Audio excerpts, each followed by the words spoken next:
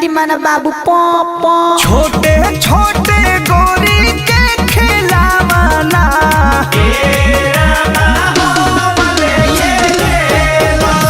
छोटे छोटे गोरी के खिलावाना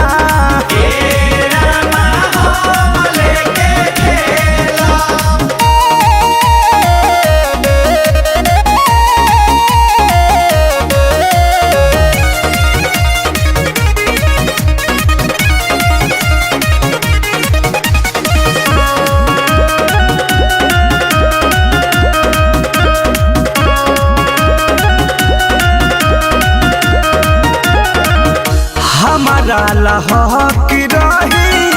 है करे समान एकरा खातिर चढ़ी जाई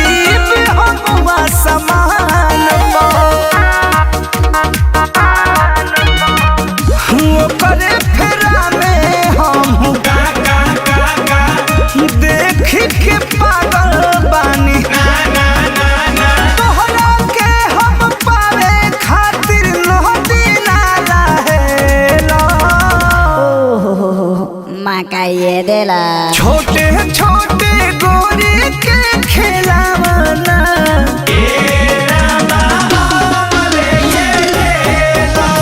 छोटे छोटे गोरी के खिलावाना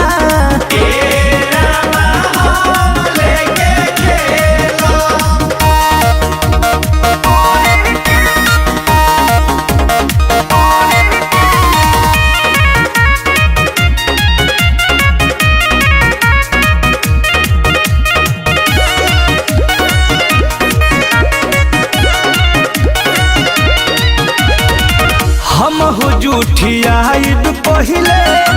कहरब नेवान हो पर मधु के प्यार पाके